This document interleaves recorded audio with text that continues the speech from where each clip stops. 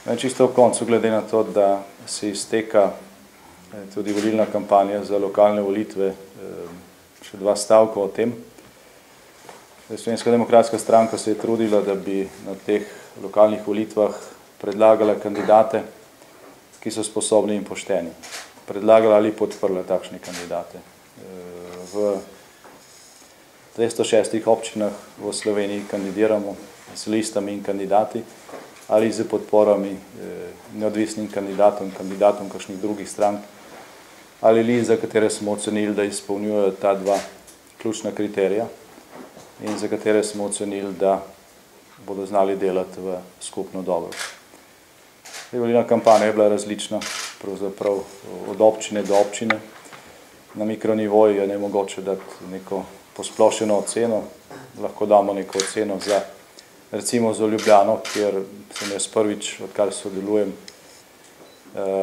v politiki, doživel, da je bilo ljudi strah pred temi lokalnimi volitvami. Sam sem bil na stojnici, kjer so se recimo zbirali podpisi za referendum o prostorskem načrtu v Ljubljani. Prihajali so ljudje, ki so rekli, da je dejansko škandal to, kar se dogaja s tem prostorskim načrtom, vendar so se bali podpisati.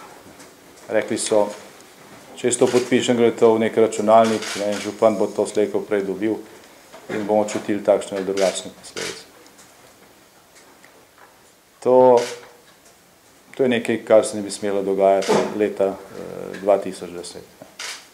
In tudi sicer vzdušje, ki vlada v glavnem mestu, po mojem mnenju, ne vodi k temu, da bi Ljubljana v naslednjih 4 letih ali v prihodnosti postala spoštovanja vredna prestolnica slovenske države, ki je članica Evropske unije, kjer se enostavno skuša na vse načine s takšnimi ali pa drugačnimi triki podaljšati neko stanje, kjer pravila igre ne igrajo za vse enako, kjer tisti, ki je na listi vladajoče opcije ali v tem primeru župana, lahko spremeni kmetijsko zemljišče v zazidalno, kjer se akti spreminjajo v ta namen, kjer so pravila igre drugačna, brez tega, da bi se to kakorkoli vzelo pod drobnogled pristojnih organov. In če se vrnem na začetek te ocene, kar se Ljubljane tiče, daleč najbolj negativna izkušnja je ta strah, ko gre za zbiranje podpisov pod civilne iniciative ali pod državljanske pobude, ki jih v Sloveniji garantira ustava. Slovenska demokratska stranka je doslej že večkrat sodelovala v akcijah, kjer so se zbirali podpisi za takšne in drugačne referendume ali peticije, iniciative. Pa moram reči, da od leta 90 naprej nikoli nismo srečali nekega tako razširjenega strahu tistih, ki bi lahko podpisali, pa se niso upali.